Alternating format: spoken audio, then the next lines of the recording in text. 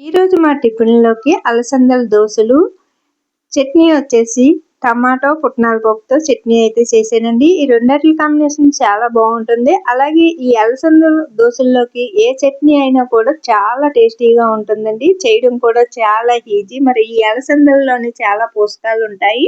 ఇలా మార్నింగ్ అప్పుడు దోసలు వేసుకోవచ్చు. అలాగే అలసందలతో వడలు కూడా చేసుకోవచ్చండి. వడలు మరొక వీడియోలో అయితే మీకు చేసి చూపిస్తాను. ఇప్పుడైతే ఈ దోసలు చేసే విధానాన్ని అలాగే ఇప్పుడు ఈ వీడియోలో అయితే చూసేయండి. ఇలా చేసుకోవడం వల్ల మనకి చాలా పోషకాలు అందుతాయి. చేయడం కూడా చాలా ఈజీ. ఇందులో నేను ఒక ఐటమ్స్ కలిపాను. అది కలపడం వల్ల ఈ దోసలకి మరింత టేస్ట్ పెరుగుతుంది. మరి దీంట్లో ఏమేమి కలిపాను అనేది మన వీడియోలో అయితే చూసేద్దాము. అలాగే దీని తయారీ విధానాన్ని కూడా చూసేద్దాము. ఇంకెందుకు ఆలస్యం, వచ్చేయండి వీడియోలోకి అయితే వెళ్ళిపోదాము.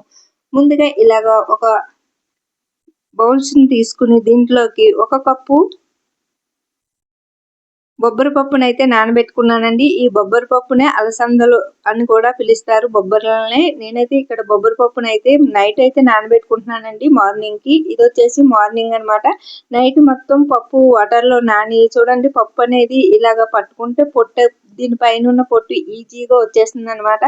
దీన్ని ఇలాగా శుభ్రంగా ఇలాగా చేత్తో ప్రెస్ చేస్తే పొట్టు అనేది ఊడిపోతుంది. శుభ్రంగా పొట్టు లేకుండా ఒక 2, 3 సార్లు శుభ్రంగా కడిగి మళ్ళీ ఒక 2 సార్లు శుభ్రమైన వాటర్‌తో కడిగితే పప్పు అనేది తెల్లగా వచ్చేస్తుంది. చూడండి, నేనైతే ఇప్పుడు కడిగిన ఈ పప్పునైతే మీకు చూపిస్తున్నాను. ఇలా కడుక్కున్న తర్వాత అక్కడక్కడ ఏమైనా పొట్టు ఉన్నా కూడా ఏం కాదండి, పొట్టుతో కూడా ఉపయోగించుకోవచ్చు. అలాగే మీరు బొబ్బర్లు అయితే ఇంకా పొట్టుతోటే వాడుకోవచ్చండి. ఇప్పుడు నేను దీంట్లోకి మిక్సీ జార్లోకి అయితే వేసేసుకుంటున్నాను. మిక్సీ జార్లోని ఒక 4 పచ్చిమిర్చి, కొద్దిగా పప్పుని కూడా వేసుకుని ఇలా మెత్తని పేస్ట్లా పట్టుకుని ఇలా గిన్నెలోకి తీసుకున్నానండి. ఈ పేస్ట్లోకి ఈ అలసందల పేస్ట్ అంటే బొబ్బరి పప్పు పేస్ట్లోకి ఒక రుచికి సరిపడా సాల్ట్ అయితే వేసుకున్నానండి. దీంట్లో పచ్చిమిర్చి అలాగే జీలకర్ర కూడా వేసి మనం మిక్సీ పట్టేసుకున్నాం కదండి. ఇప్పుడు దీంట్లోకి రుచికి చూడండి, టేస్ట్ పెరగాలంటే ఇలాగ ఉప్మా రవ్వను కానీ లేదు ఇడ్లీ రవ్వను కానీ ఇలాగ కొద్దిగా ఒక 2 టేబుల్ స్పూన్లంతా వేసుకోండి. అలాగే అంటే మీరు తీసుకున్న రుబ్బుని పెట్టి ఇక్కడ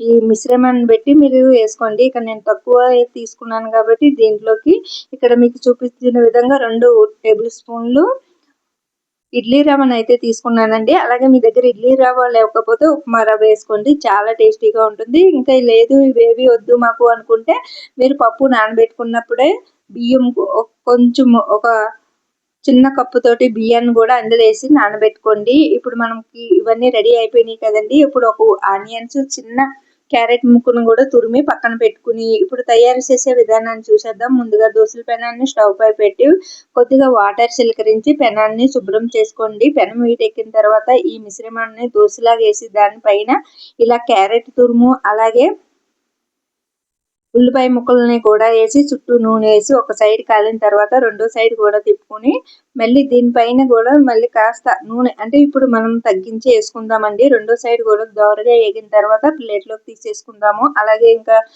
చూడండి, మీ దగ్గర ఉన్న మిశ్రమాన్ని మొత్తం కూడా మనము దోసలాగా వేసేసుకుందామండి. అంటే దీన్ని ఈ బొబ్బరి పప్పునే అలసందలని అంటారండి. ఈ అలసందలోని చాలా పోషకాలు ఉంటాయి. ఇప్పుడు వచ్చేసి నేను ఫస్ట్ చూపించింది కాస్త దళసరిగా చూపించాను కదండి. ఇప్పుడైతే పలసగా వేసే విధానాన్ని చూపిస్తున్నాను, చూసేయండి. మనకి ఇంకాస్త పలసగా కావాలి అనుకుంటే దీంట్లో కాస్త వాటర్ కలుపుకుంటే సరిపోతుందండి. ఇలా పలసగా వచ్చేస్తాయి.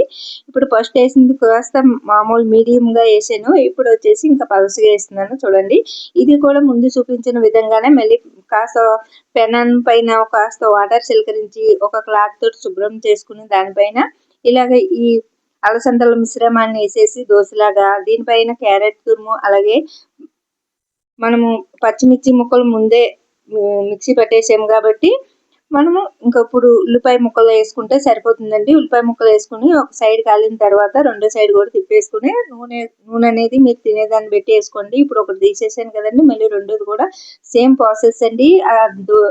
ఇప్పుడు మనము బొబ్బరి పప్పు అట్టుని తీసేసాక మళ్ళీ కూడా పెనాన్ని శుభ్రం చేసుకుని వాటర్ చిలకరించి పెనాన్ని శుభ్రం చేసుకుని మళ్ళీ ఇప్పుడు బొబ్బరి పప్పు మిశ్రమాన్ని ఇలా దోసలాగా వేసుకుని చుట్టూ నూనె వేసుకుని దానిపైన ఇలా క్యారెట్ తురుము అలాగే ఉల్లిపాయ ముక్కల్ని వేసుకొని ఇలాగా కాల్చుకోవాలండి. ఇలా కాలిన తర్వాత రెండో సైడ్ తిప్పుకోవాలి. చాలా టేస్టీగా ఉంటాయి. వేడివేడిగా ఉన్నప్పుడు ఇష్టమైన చట్నీ తోటి అందించేయండి. అలాగే దీంట్లోకి అల్లం ముక్కలు కూడా వేసుకోవచ్చు. అల్లం ముక్క అనేది మీరు ఈ పప్పును పేస్ట్ పట్టేటప్పుడు వేసుకోండి. దోశ వేసేటప్పుడు మనకి ఇరిగిపోకుండా ఉంటుంది. అలాగే పిల్లలు పెద్దలు కూడా తీసి పడేయకుండా ఉంటారనమాట. చూడండి ఎంతో టేస్టీగా ఉండే అలసందల దోశలు రెడీ అయిపోయినాయండి. మీకు ఇష్టమైన చట్నీతో వేసుకుని ఆరగించండి. అలాగే మార్నింగ్ టిఫిన్ కింద ఈవినింగ్ స్నాక్స్ కింద కూడా మనం ఈ అలసందలతోటి ఈవినింగ్ స్నాక్స్ కింద వడలు కూడా తయారు చేసుకోవచ్చు. అది మరొక వీడియోలో వడలు తయారు చేసే విధానాన్ని మీకు చూపిస్తాను. ఈ వీడియో మీకు నచ్చితే లైక్ చేసి షేర్ చేసి మన ఛానల్ సబ్స్క్రైబ్ చేసుకోండి.